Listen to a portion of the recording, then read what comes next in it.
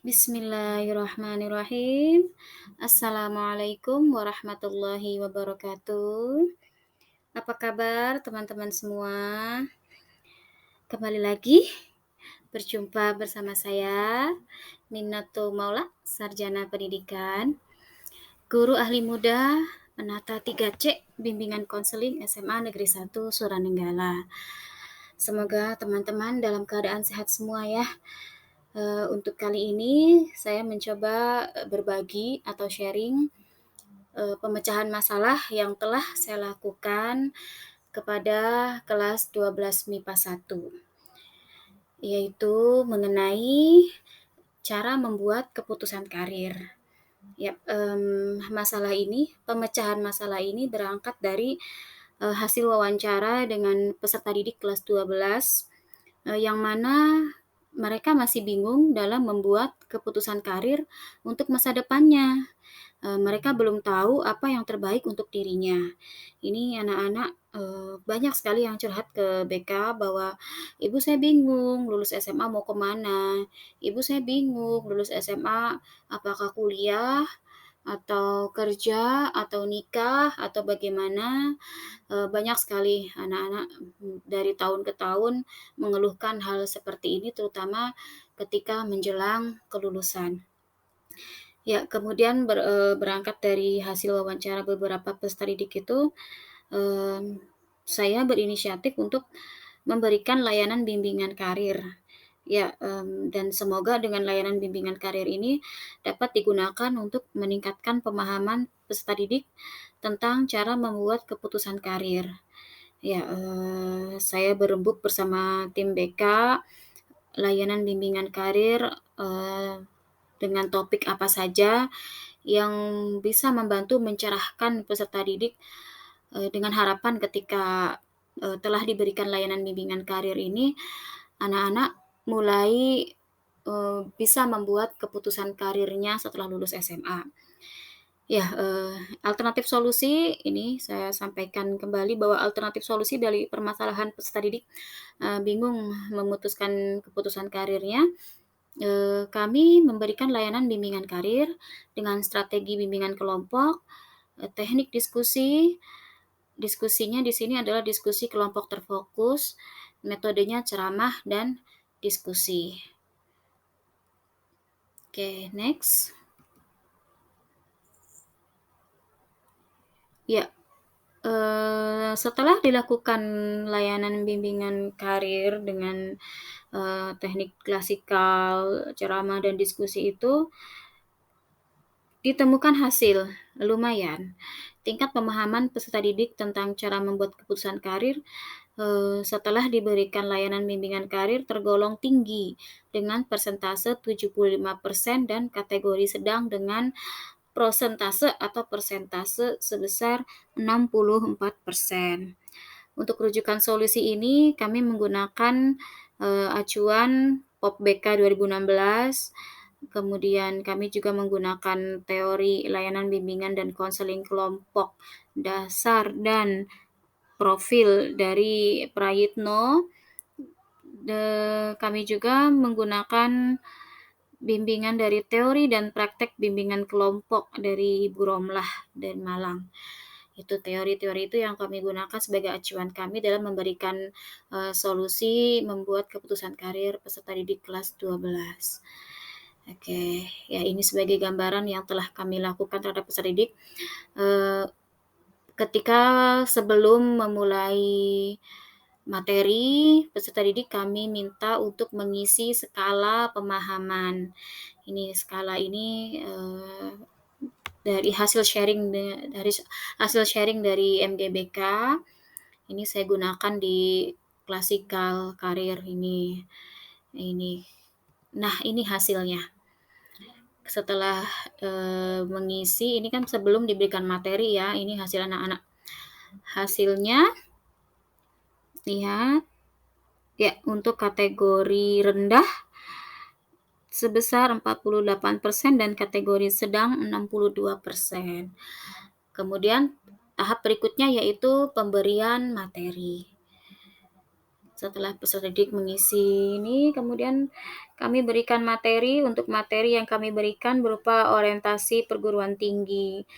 Karena SMA lulusannya diharapkan untuk melanjutkan ke perguruan tinggi, maka, eee, layanan bimbingan karir yang wajib kami berikan terutama pertama adalah mengenai orientasi perguruan tinggi, tentang jenis-jenis perguruan tinggi, status perguruan tinggi, program studi yang ada di perguruan tinggi, jenjang di perguruan tinggi S1, S2, dan seterusnya. Kemudian juga, kami tayangkan di YouTube ya, kami tayangkan di YouTube, eee, profil perguruan-perguruan tinggi, sesuai dengan request anak-anak, "Ibu saya pengen lihat ITB kayak gimana?" Saya buka YouTube-nya. Ada anak yang, "Ibu saya pengen UGM dong, pengen tahu UGM seperti apa. Ibu saya pengen tahu Unpad, Ibu saya pengen tahu IPB, Ibu saya pengen tahu UPI." Layanan ini, kita tidak terlalu banyak memberikan materi, hanya sebagai pengenalan saja kepada anak-anak bahwa kuliah itu asik dan kuliah itu banyak macamnya, mereka harus tahu. Nah ini terlihat antusiasme anak-anak, "Ibu buka YouTube lagi dong." Jadi kita lebih banyak ke menonton ya. Saya tidak terlalu banyak ceramah, tapi anak-anak menonton sambil menyimak, sambil terus saya berikan umpan balik berupa pertanyaan. Nah, untuk materi selanjutnya ini anak-anak mengeluh ya karena, "Ibu saya mau kuliah, tapi biaya nggak ada." Nah, dari sini kemudian saya, tayangkan mengenai beasiswa-beasiswa yang ada di perguruan tinggi, bahwa sekarang itu banyak sekali beasiswa. Tidak perlu khawatir untuk kuliah karena pemerintah menggelontorkan banyak banget beasiswa untuk, anak-anak sekolah termasuk untuk ke perguruan tinggi. Kalau zaman dulu ada bidik misi, sekarang diganti istilahnya menjadi Kartu Indonesia Pintar Kuliah, sama saja, dan itu besar sekali dibandingkan dengan beasiswa dari yang lainnya. Setelah diberikan pengenalan mengenai beasiswa ini, lumayan meningkat anak-anak minat untuk kuliah. Setelah setelah diberikan, layanan mengenai orientasi perguruan tinggi, macam-macam beasiswa, lalu saya berikan gambaran juga bahwa setelah lulus SMA, karir yang bisa mereka capai selain kuliah yaitu bekerja. Pekerjaan apa saja yang bisa dilakukan oleh lulusan SMA itu juga saya tayangkan. Setelah itu ada juga yang menikah, ya memang sudah cukup umur untuk menikah. Setelah lulus SMA sudah termasuknya cukup umur untuk menikah ya, tapi, tidak saya arahkan untuk menikah, lebih kepada sebaiknya melanjutkan ke perguruan tinggi dulu atau bekerja jika memang tidak memungkinkan untuk kuliah. Untuk menikah harap dipikirkan kembali karena mengingat banyak sekali angka perceraian, karena, menikah di usia yang terlalu dini, gitu. Itu yang tidak kami harapkan. Nah, setelah semua materi layanan itu kami berikan, lalu anak-anak kami beri tugas untuk berdiskusi. Untuk berdiskusi, biarkan mereka memilih temannya sendiri untuk dijadikan teman kelompoknya. Kelompoknya pilih sendiri, silahkan kamu mau berkelompok dengan siapa, silahkan diskusi. Kalian sharing dengan kelompoknya, setelah lulus SMA mau kemana, itu silahkan sharing. Tidak ada yang dipaksakan, tidak ada yang benar dan tidak ada yang salah. Mau kuliah silahkan, mau menikah mangga, mau bekerja juga monggo. Seperti itu. Setelah diskusi, kemudian sesi selesai, sebelum sesi ditutup, saya kembali lagi meminta anak-anak untuk mengisi skala pemahaman tentang cara membuat keputusan karir. Anak-anak protes, "Bu, tadi kan udah ngisi." "Iya, tadi ngisi sebelum kalian diberikan materi. Sekarang setelah diberikan materi, kalian diminta untuk mengisi ini lagi." Nah, itu. Silahkan jawabannya boleh sama dengan yang tadi atau boleh beda. Diharapkan sih jawabannya berbeda ya, diharapkan setelah mendapatkan materi dari Ibu Mimin, kalian ada pemahaman yang meningkat. Dan alhamdulillah setelah diolah datanya, ditemukan hasil yang berbeda dengan sebelum diberikan layanan. Nah, setelah diberikan layanan, meningkat, tidak ada kategori rendah lagi di sini. Tidak ada lagi kategori rendah, melainkan kategorinya mulai dari sedang hingga tinggi. Untuk kategori sedang, persentase rata-rata 64% dan kategori tinggi persentase rata-rata 75%. Jadi bisa dibuktikan bahwa layanan bimbingan karir dengan metode ceramah, strategi diskusi terfokus, eee, sangat berdampak terhadap, pemahaman mengenai cara membuat keputusan karir, itu. Ya diharapkan setelah setelah, eee, diberikan layanan ini, anak-anak bisa lebih yakin untuk menentukan cita-citanya atau karirnya setelah lulus SMA, ya.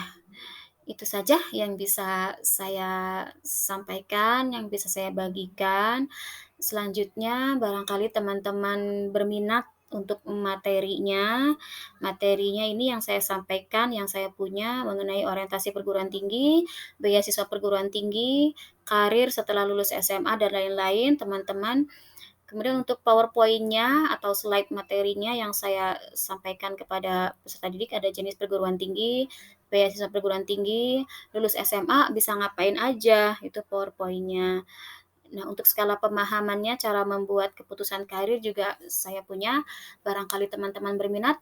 Kalau saya sampaikan di sini semua durasinya tidak cukup ya teman-teman, teman-teman boleh menghubungi di nomor WA ini ya.